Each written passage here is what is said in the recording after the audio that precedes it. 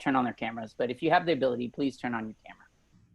And I think with that, Greg, do you want to go ahead and get started? Yeah, so welcome everyone. As Raul mentioned, maybe just a brief intro. I'll describe kind of what we're going to talk about today and what I hope each of you get out of it. So I'm Greg Kunkel, one of the co-founders at NextJump. And we've been working on this topic for a long time of building adaptive learning teams, developing your people. It's been a core of our strategy for a long time. Josh Hurt is a senior leader at the Air Force, and we're going to tag team today talking about, whether you're an individual, whether you're a team lead, whether you're maybe a small business owner, whether you're kind of in a senior leader in a larger enterprise. I think this concept of building teams, individuals that can adapt to change, be resilient, go after and think about growth, whether it's individually, product, or an organization. What are some of the key principles behind this, as well as tips on how to get started? So as I mentioned, I'm going to share my screen. I'm going to start the presentation today. Then Josh will take a little break and use some of the chat, and then we'll go from there. All right, Josh, you seeing the screen? I am. So a little bit of context, and I think what's changed, we call this a 100-year change, and what's changed fundamentally from, say, 1920 to 2020. And I think if I think about the way work worked, the way teams and organizations were designed, you really had in the early 20th century and organizations that built up a few decision makers at the top. You had people that you really wanted to work hard, but really kind of get the job done that was laid out by the strategy and the decisions at top. Today, the pace of change is unparalleled. And as an example of that I think is eye-opening is in the early 1900s, the rate of information had doubled once in the past 100 years. So from 1800 to 1900. By 1945, it had doubled, the rate of information had doubled in the last 25 years. Today, it doubles every 12 hours. That's the pace of information change that's available to everybody is unparalleled today, and it's forced everybody to change. And one of the organizations that we worked with, I love this strategy from the head of strategy at CIA, and he talked about and described it as the greatest challenge we're facing as a business is that our business environment is changing more rapidly than our ability to adapt. In nature, this sort of thing leads to extinction. And that's that notion when he talks about of adaptive learning teams that can adapt very quickly. A little bit about, you'll hear a term, a team of Harvard professors had conducted this study and they wrote a book about it called Everyone Culture in 2016 around this future of work, where the learning and development is at the heart of this corporate culture and strategy. And so we were in that book. And so we're going to share some of the lessons today and some of the principles around this. But I think in using an example around, I deliberately developing organizations where they set up, I think about it like a sports team. And, certainly I think the draft, recruiting is certainly a key part of it. But the greatest sport organizations, whether you're the Patriots, the Spurs, kind of pick your sport, they develop people faster than anyone. It's at the heart of their strategy. There's a very even competitive playing field at the highest levels. Everyone is eligible for feedback. Everyone knows everyone's weakness and strengths, just like in a sports team. So for those of you who mentioned kind of the Last Dance it's on ESPN right now about the Bulls, if you think about their team, and they were very open and transparent in going after the highest performance, and we're very open with people. So we'll touch on that in a second.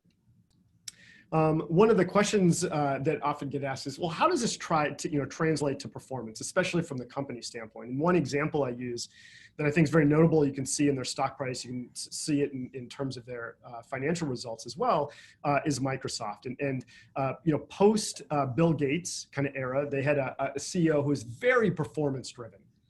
And in the short run, there was a kind of a blip. But over time, the actual value from the organization standpoint had stagnated for over a decade, close to 14 years. Their new CEO, Satya Nadella, put growth mindset at the core of their organizational setup. And it not only transformed their culture, it transformed their financial results. And that term growth mindset comes from a researcher, Carol Dweck. If interested in reading more on her, she's a Stanford professor. And it really kind of gets at a belief, whether it's yourself within your team, that you can improve, that you can get better, as opposed to being kind of fully baked, whether it's a skill, whether it's a character, and that really defines growth mindset. When I think about kind of organizational setup, we use this term kind of elephant versus cheetah. And so first of going back to that rate of change is challenged. That's in terms of speed, the way the organization's set up, it's never happened faster, as I discussed. On the flip side, I would argue, on the more positive side, that the human potential's never been greater. Humans today, small teams can make an impact at a global scale in ways that you couldn't 100 years ago. But the organizations designing to capitalize on that are fundamentally different. And we use that part. Elephants are designed to run slow. Cheetahs were designed to run quicker. So what are some of those things that you kind of look at? At the core of it, people and teams are at the kind of core front of you can't divorce execution and strategy anymore. The lever, kind of the main lever in terms of an old organization, is you had a few people at top, few decision makers, and the main lever you had is resources, whether it's technology, headcount. In fact, that equated to the more successful organizations were the ones that had the largest headcount executing on the strategy of a few at top. Today, a cheetah organization looks much more like a decentralized decision maker. Yes, there are individuals at the top that have a larger impact on the decisions that affect strategy and mission and people, but everyone is playing a role. And that key lever of developing people faster and better than anyone is the fundamental differentiator to succeed. So when I look at what some of those in practice, there are 4 elements that are fundamental changes in an org setup. And I use organization, but it could be within your team as well. The first one is transparency of information, sharing data about the team, situational awareness, what's going on in an organization. If you think about kind of a more factory model, traditional model, they share very little. Your job, you had to know what you needed to do, but you didn't really need to know the financial implications of the company, et cetera. Today, the information is already more transparent. And for those leaders and within a team that are trying to prevent that, close it out, not opening up and being transparent themselves, they lose trust. And I'll get into this in a little bit more detail. They also restrict the ability for other people to make good decisions and good decisions together as a team. The second notion is always be training, this growth mindset and practice. In typical organizations, you hire people for a job and they are expected to do that job and nothing else. But today, when the jobs are constantly changing, evolving, they're more networked. People need to take on multiple responsibilities, know other parts of it. You always have to be training. Josh will touch on this a little bit. The Armed Forces are a good example where they do an excellent job on that, not only on the skill side, but are moving into areas around character, learning, and development, leadership as well. That notion of always growing. Third one, which I touched on, that distributed decision making, the cheetah versus elephant model, and thinking about everyone as a decision maker. And the last part is connectedness. And I think about it in the factory model, you didn't really care in many cases if the workers were connected, they felt a bond to each other. In fact, some of the strategies were actually to be divisive on that, so they couldn't organize and rally against leadership. But today, when people are decision makers and you need different people for this, I'll touch on this. If there's not a connectedness and authenticity, people trusting others, sharing information, it falls apart. And so those are some of the kind of the 4 fundamental differences within organizations and team from a principle standpoint. I'll come at this from a different standpoint. This is a bird called a starling, and these are beautiful, what they call murmurations. And I use this as a visual example for those of you who have been on good teams versus bad teams, what I would argue a good team feels like. And a great team, not even just a good team, is connected. So the way these birds move together, and research has shown this, is there's not one bird that says, we're going to go right now, we're going to go up now, we're going to go down now. They're very connected with the 4 or 5 birds closest to them. They have a North Star kind of a purpose of whether it's migrating, hunting food, or not being eaten by prey. But they're very connected. They're transparent information. They emit information about this. And I think about, really great teams. When a problem comes up, they're not only unafraid of tackling it, but they swarm to the problems. If you observe, and I've seen this within many different organizations, you can feel it when a problem arises. Sometimes you can't even fully tell who exactly is in charge because the team's swarming to fix it. And so I like that visualization of a starling. So said another way in some of these principles, I've shared some of these in terms of transparency. It's information flow with speed. The more transparent you can be, and I'm going to dive a little bit deeper in this in a second, it's an absolute core principle of building an adaptive learning team. The next two are what I call coaching. And coaching is a whole separate topic. There was a discussion today by our co-CEOs that gets at this as well. At the core, we put in terms of resiliency and toughness, the ability for individuals to seek out the truth as a foundational element. But the second part of toughness is be able to have a belief and strategy to go after winning, to go after greatness, to go after being able to win in a very competitive standpoint, whatever that winning might look like for your organization. And I would argue that adaptive learning teams, everybody within the team is both a student and a coach. It's not just executive coaches at the top and there's certain students, which are the leaders, but everybody is expected to not only be a student, but to be a coach. And then the last one is connected, which I touched on. And more than ever, performance is a team sport. And it shows up in the data, it shows up that it's too complex right now for one individual decision maker to make all the decisions and keep up with the rate of change and innovate anymore. So I'm going to dive in before turning to Josh and just the topic of transparency a little bit more. And I'd encourage you to think about all organizations, all teams, your team are decision-making machines. And most organizations are optimized for data and information from machines. If you're maybe in the military, you have radar and sensors. Within companies, you may have reports and things, maybe on your financial metrics, other types of metrics is looking back. And in many cases, organizations have really optimized these types of kind of the machine sensing, and they're important. But they also are both lagging, they look in the past, and if the future is different, it's not enough. And humans are still the best sensors to understand data, to parse it, and to think about and use their human judgment to make calls of going forward in the future. And that requires, I would say, a human sensor that is much more optimized than most teams and organizations have set up the environment to be. In research, when people are afraid to speak up, to share their sensor, it's called organizational silence. Amy Edmondson, a professor at Harvard, has done amazing research on this, but it gets in the way of quality, what we call sense making, the ability to share your voice internally within an organization. And that has a fundamental impact on decisions and judgment calls your team, your organization is making. So I like this here, if you look at below, of which I'll touch on. It's just a very simple whiteboard. This is in a library of being able to pulse and ask people transparently what might be going on. And I'll share this in a second. When transparency is done poorly within a team, within an organization, you see things like organizational silence. You see things like speaking up has repercussions. So, someone speaks up it just happened within an organization in a health hospital that spoke up about certain things going wrong in that hospital.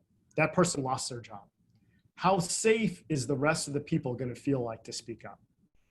Often in feedback at an individual level, we discredit the giver. It might be a more junior person on my team that gives feedback. My first instinct very normally is, wait a minute, they don't know what it's like to kind of lead or be in my shoes. I discredit their feedback.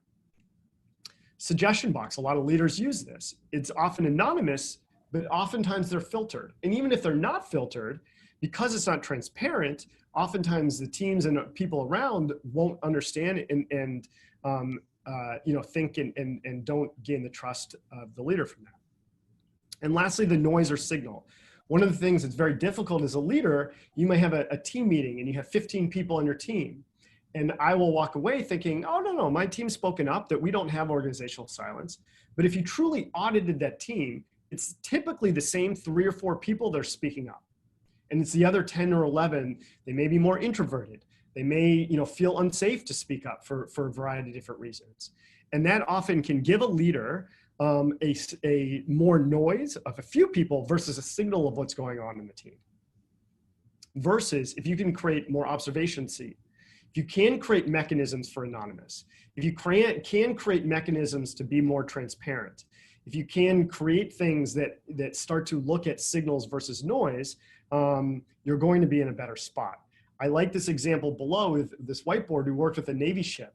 They couldn't use any technology, and sometimes it's misrepresented that it just has to be technology. Technology can help, but they used, on their ship, they had a wall that they made into a whiteboard, and anyone on that ship could go through the order of that week and any time of the week and write up a problem that was going on in that ship.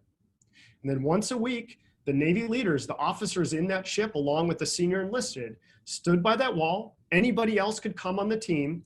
They read the problems, they talked about them, they acknowledged them. Didn't mean they solved it, but they sent signals that they were paying attention. That's a good example of a small, subtle environmental shift with a little ritual that added transparency into that culture. So just quickly, and I'll turn over to Josh, what cripples the sense making within organizations? And it has to do with human nature. And what the researchers, Bob Keegan, that wrote the Everyone Culture, calls what a second job. What Brene Brown calls, if you're familiar with her, the armor, a mask. Most people are doing a second job as no one is paying for. In all types of organizations, businesses, nonprofits, education, military, any organization across the world, we're spending our time and energy covering up our weaknesses, managing other people's impressions of ourselves, showing ourselves to our best advantage, playing politics, hiding uncertainties, hiding their limitations, hiding. We regard this as the single biggest loss of resources that organizations suffer every day. So I think this is kind of human nature, and as a leader, as a team, it could be working on yourself. It is working on yourself, starting there, and Josh will touch on this. But it's also baking in, how can you set this up within your team to dial it down and make this lower? And I'll end my part here in this notion of organizational silence leads to organizational blind spots.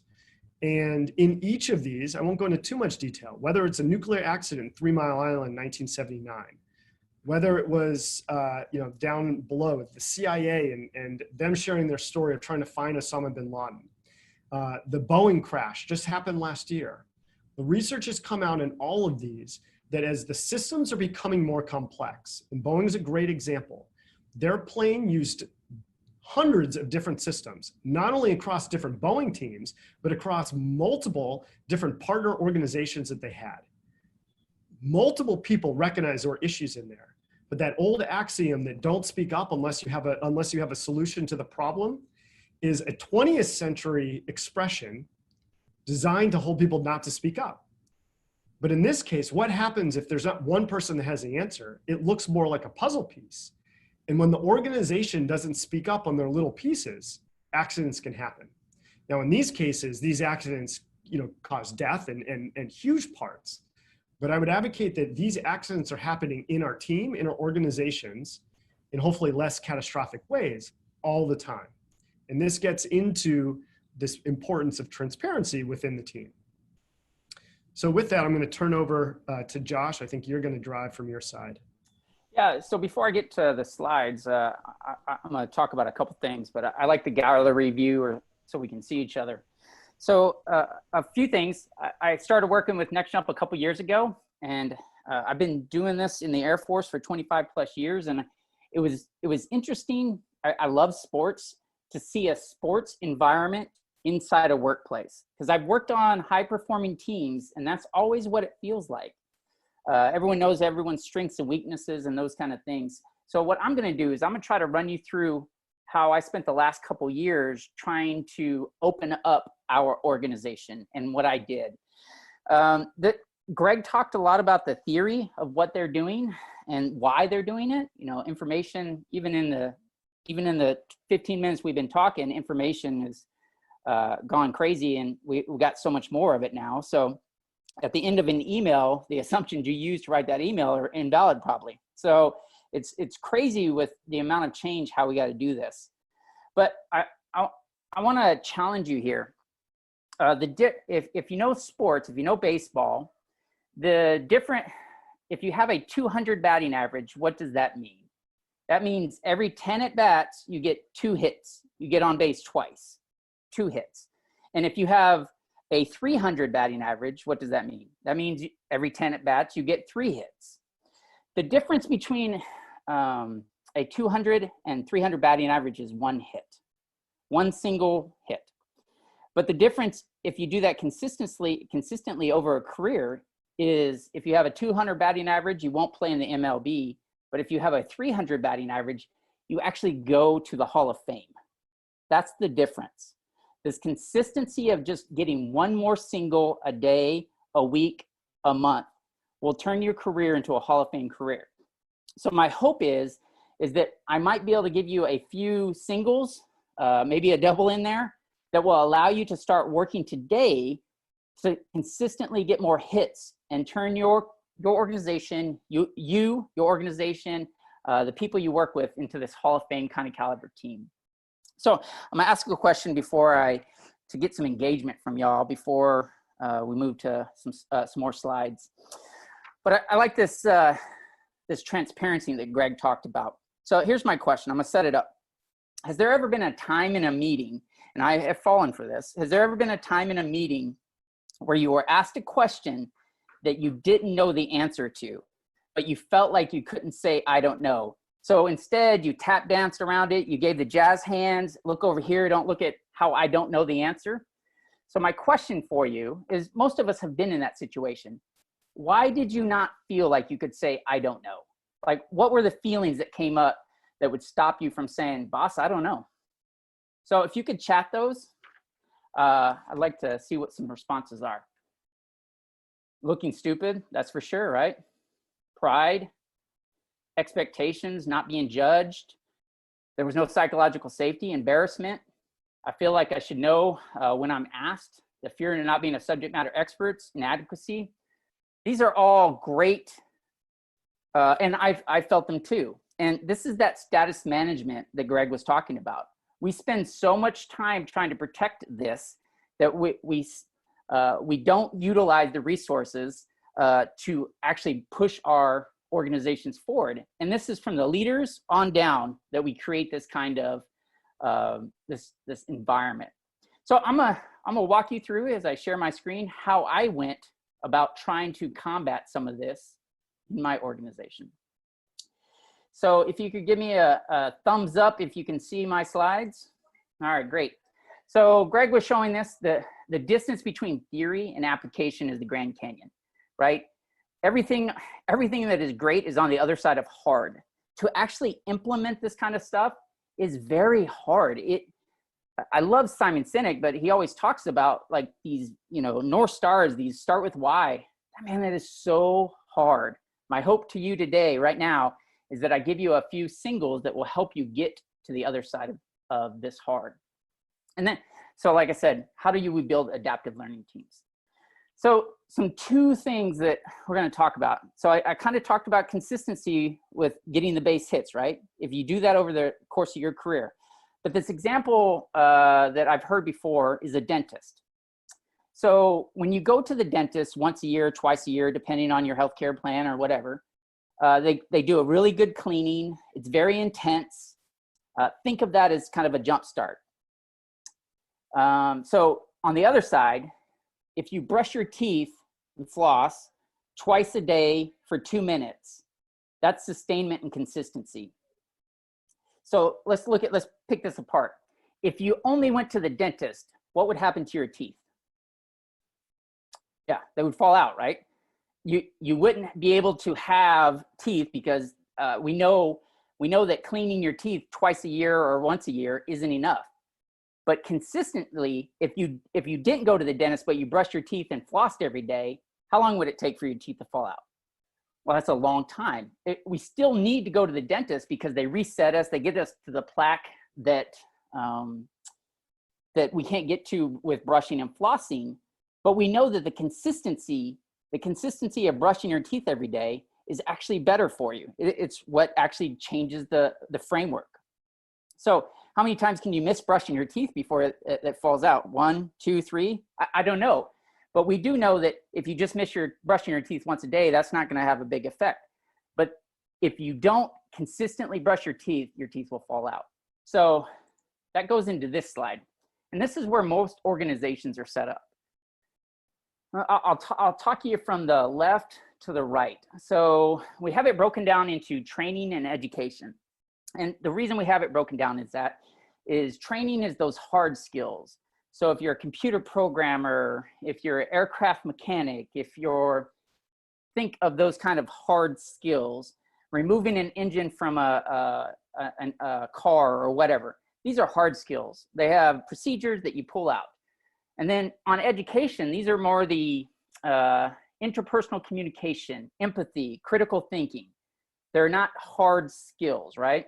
So we have them broken into training and education. And all of our organizations go these two routes.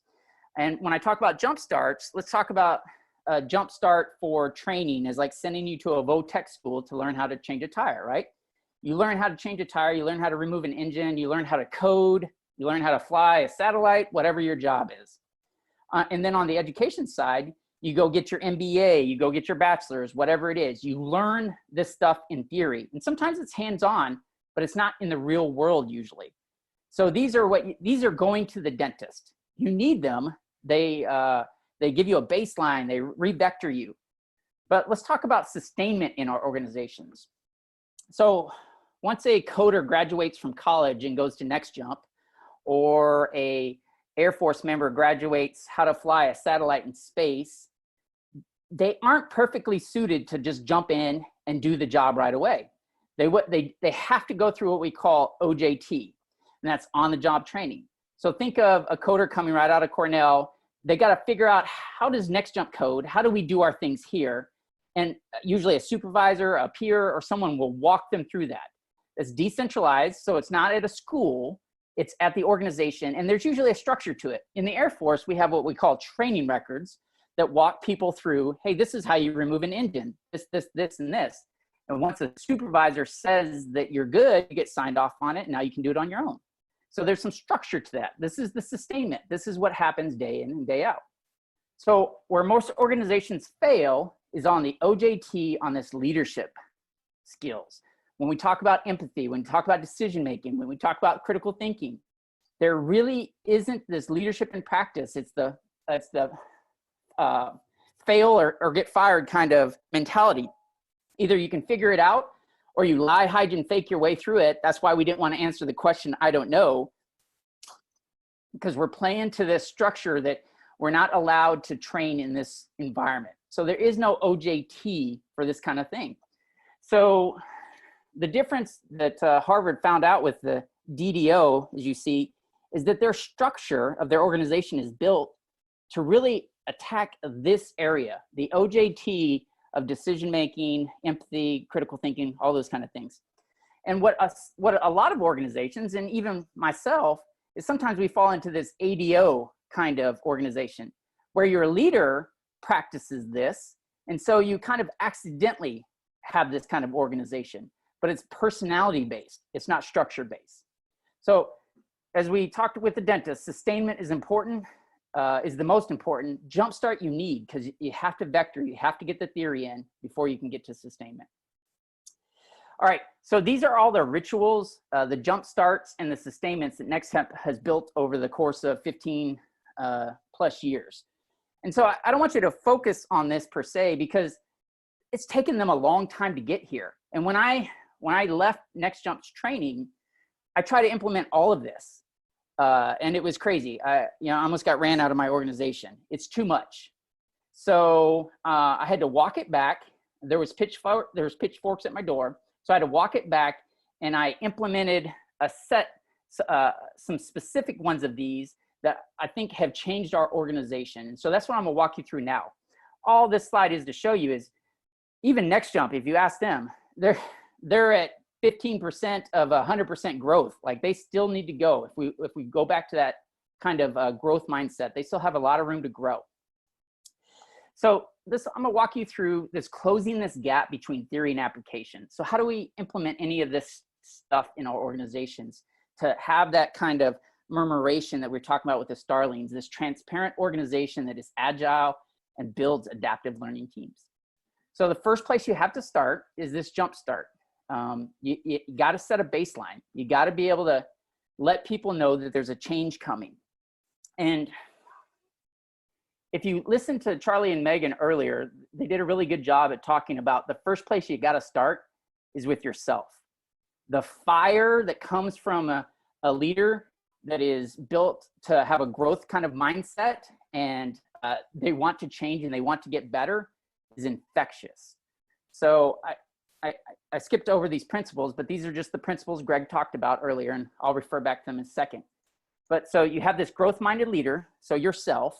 If you're working with teams or whatever, you got to start with this, and you got to start with your personal growth, because this is what gets infectious. This is what shows authenticity in that our organization is getting ready to change.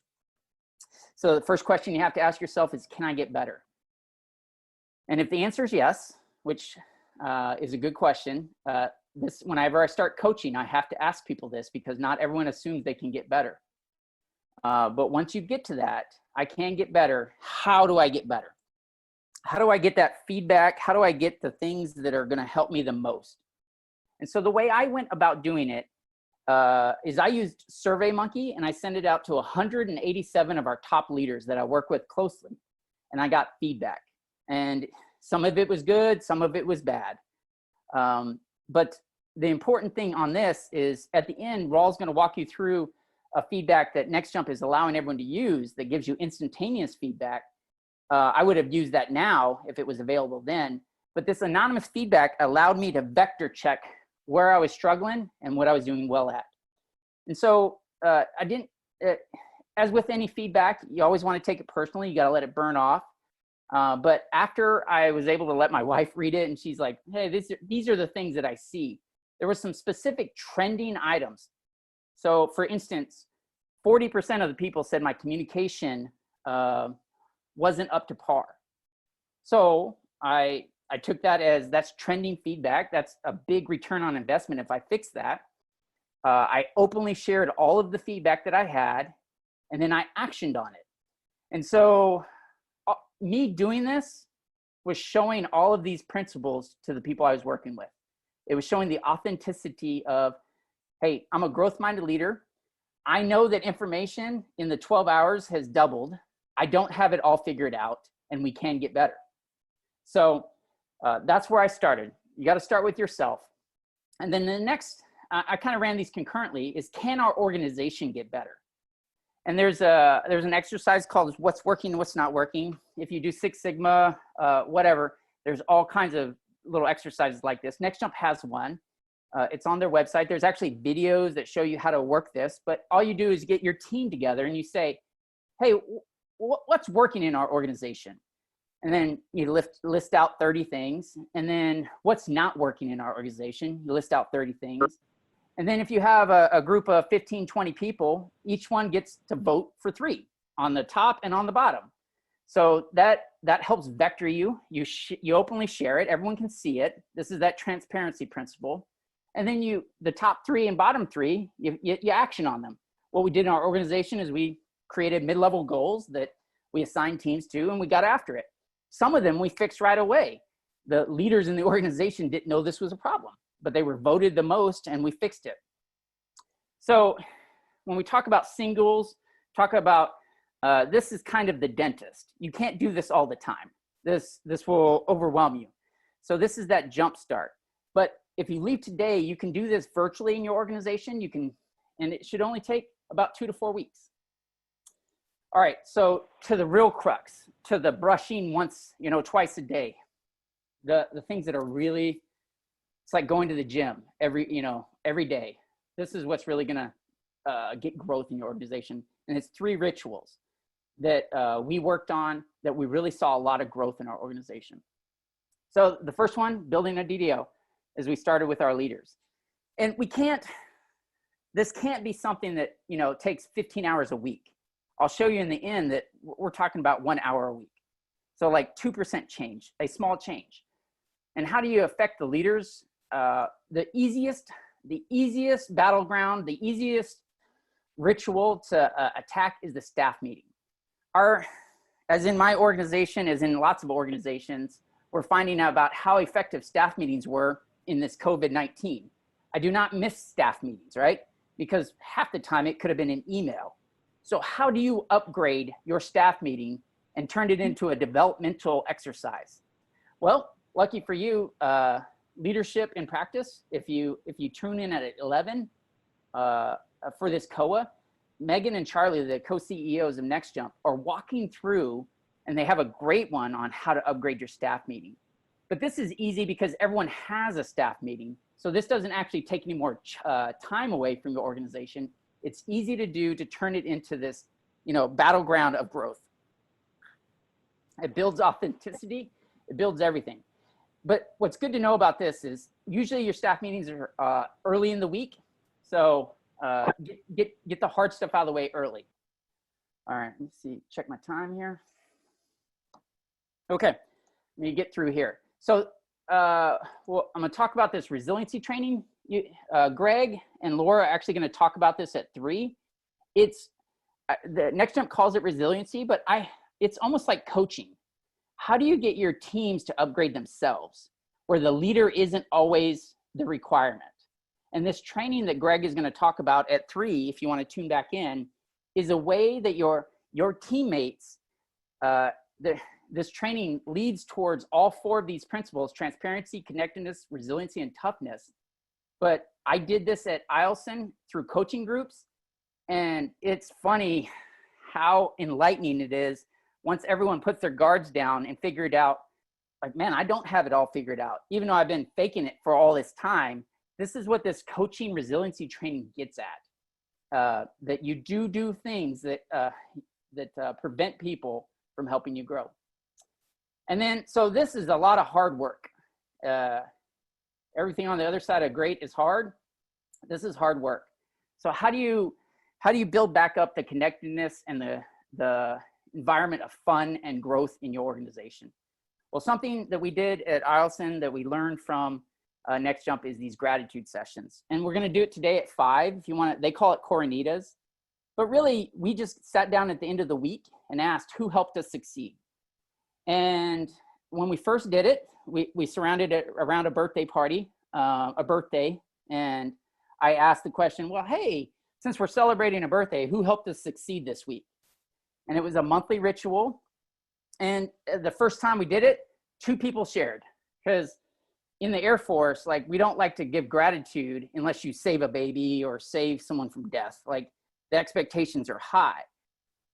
But as we started going through this, and no, I appreciate that you did that, but who specifically helped you succeed this week on the little things? Who helped you with that TPS report, that tasker, that performance report?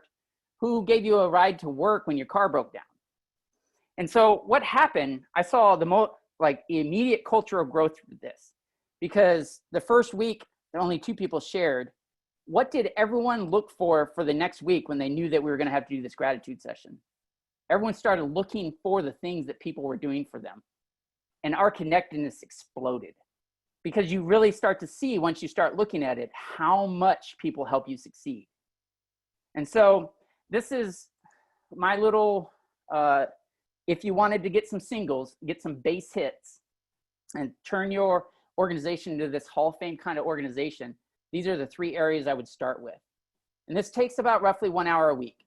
The staff meeting, that's already counted for. This resiliency training, 45 minutes to an hour. And this can be as short as 15 minutes, the gratitude session. I'll leave you with this: unlocking yourself, unlocking human potential, unlocking your organization. Nick Saban said this quote: "Average players want to be left alone. Good players want to be coached, but great players, they want the truth." And at the heart of the DDO, at the essence of it, is truth. How are you allowing people to give you truth? How are you, I'll use a perfect example. Can you start to change? when you walk by the scale in the morning, when you know you put on a few lbs and you don't want to step on the scale, because why? You don't want the truth, right? You don't want to know what's the pounds you packed on. But once you break down and you finally say, I need to get on this scale, I need to know the truth, you start to get motivated and you start to grow and you start to do the actions and the motivations required to start to lose some lbs. So great players want to be told the truth, and that's the starting place. Okay, with that, I think we're going to open it up for Q&A. Turn it over to you, Raul. I'll stop sharing my screen. Yeah, I think, thanks, Josh. Everyone, if we've a few more minutes, put any questions you have, whether it's for Josh, myself, just go ahead and put in the chat, and we'll take a few minutes and answer them. Well, let's see here. Can you share a list of questions that you asked? It's a good, maybe Josh, do you mind just when you sent out to kind of your team, what you wanted feedback on, how did you describe those questions? Yeah, so that's a great question. So the first time I did it, I said, hey, can you give me some feedback? I left it very general, and I got so surface level feedback. It was like, hey, Chief, you're doing a great job. Best chief I ever worked for, da, da, da. There was like nothing I could action on. When I sent out the specific feedback, hey, if you were me, what's one or two things that you would improve immediately? Like, what can I improve upon? And so once I asked the question that way, it came out the woodwork, what I could improve upon. So it is specific on how you got to ask that question. Yeah, some great questions in here. So a couple things, just quickly, what does DDO stand for? Just deliberately developmental organization. So thinking of it as kind of what Josh touched on, of being able to have simple rituals within the work, that kind of in your battle rhythm, like the gratitude session, peer coaching, to turn your staff meetings from less top down to kind of more community based. That's the kind of examples. Yeah, it's not a personality. A DDO is a structure.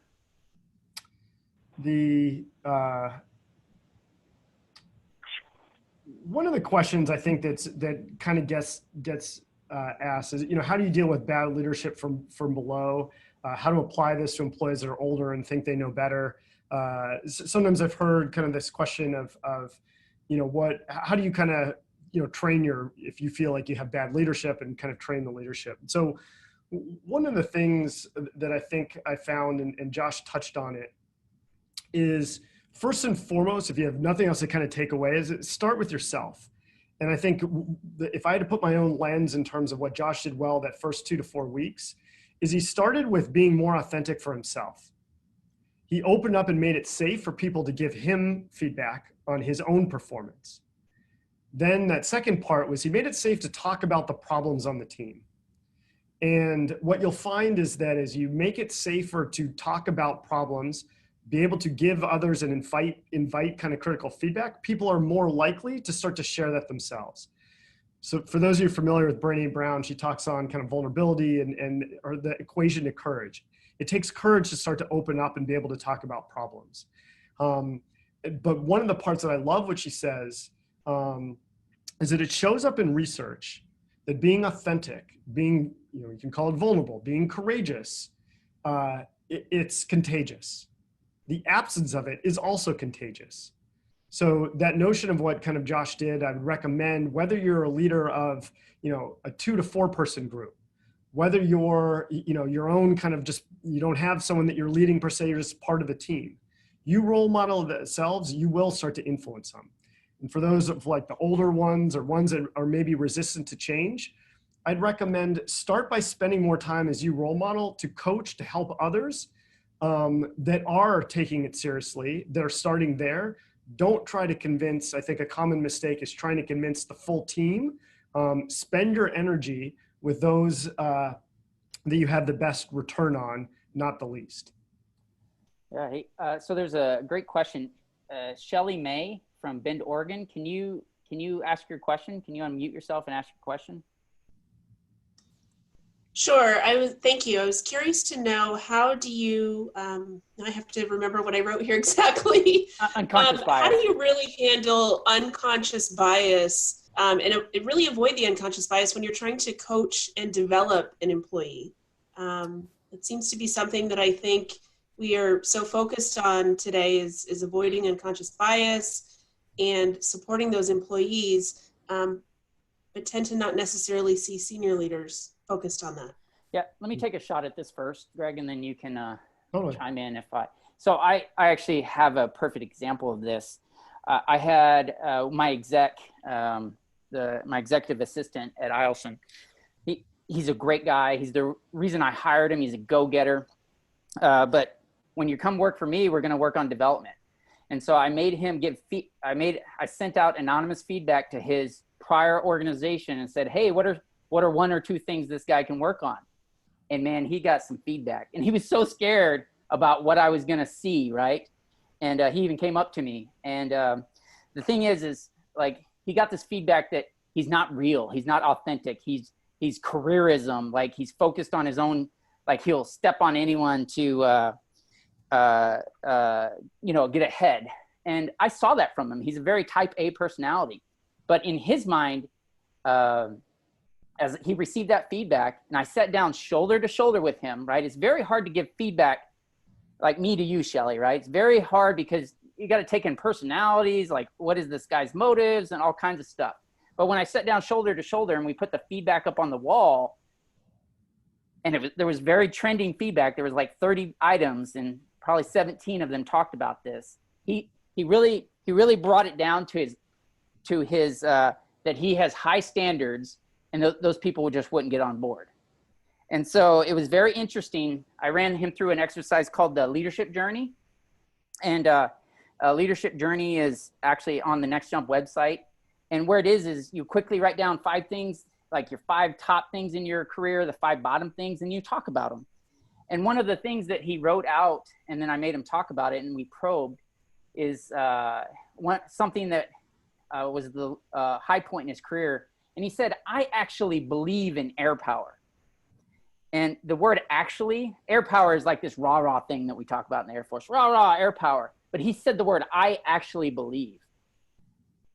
What does that assume? That the people around him don't believe in it. And that's the unconscious bias and until he said it himself, like he cried after that, right? Like he was projecting this out there on everyone. So the unconscious bias, like no one's going to grow unless they start to feel it themselves, right? I can tell you all day what you need to do, but until you see it for yourself, you're not going to grow. And until he said those words and I pointed it out to him, like that's when everything changed in his life. And so working with unconscious biases, you got to figure out how to get them to see it for themselves. And that probing exercise, they have a good video on it at Next Jump. It's very powerful. The leadership journey is very powerful to get them to talk about these things. So and then it's on the job of the prober. Greg, do you want to chime in on I'll that? just say that was great. Maybe 30 seconds. One part of your question that you touched on was you said how to avoid kind of unconscious bias. And it takes some courage as a leader to some extent, in the sense of we all have unconscious bias. And it was fascinating when we worked with the CIA of how open they were around their biases and actually getting outside perspectives. And so if I had 2 maybe points to say, is one is to normalize that we all have unconscious bias with the team around you.